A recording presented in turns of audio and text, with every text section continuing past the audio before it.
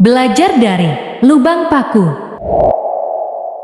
Kisah inspiratif berikutnya adalah tentang seorang anak yang memiliki kondisi temperamen yang begitu buruk. Lalu ia diberikan sebungkus paku dari ayahnya.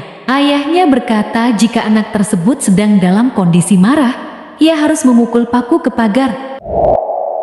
Hari pertama ia menancapkan paku sebanyak 37. Namun seiring berjalannya waktu, paku yang ia tancapkan ke pagar mulai berkurang. Hingga pada suatu waktu ia berhasil menancapkan semua paku ke pagar.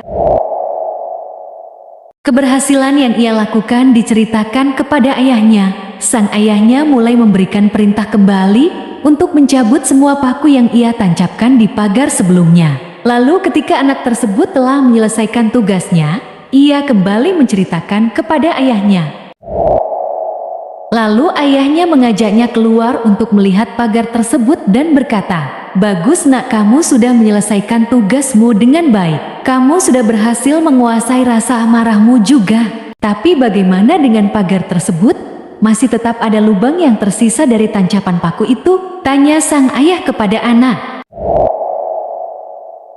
Lalu ayah tersebut mulai memberikan penjelasan singkat dengan berkata, "Lubang paku ini seperti amarah yang kau lontarkan kepada orang lain nak. Mungkin kau berhasil meminta maaf kepadanya dan tak akan mengulanginya. Namun apakah luka yang akan mereka terima bisa dengan cepat sembuh?" ucap sang ayah.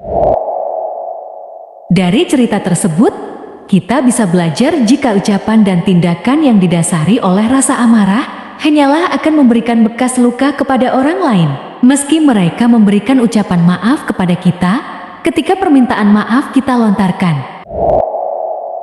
Namun apakah kita bisa menjamin luka yang mereka rasakan dari ucapan atau tindakan yang kita lakukan atas dasar amarah bisa sembuh? Mungkin tidak. Bukan bagaimana cara mereka memberikan ucapan pengampunan kepada kita, tapi bagaimana kita mengendalikan emosi hingga tak menyakiti orang lain. Mungkin lidah adalah salah satu bagian tubuh yang terbilang tidak membunuh orang lain. Akan tetapi ucapan yang keluar dari mulut kita terkadang adalah salah satu senjata yang menyakiti orang lain tanpa kita sadari.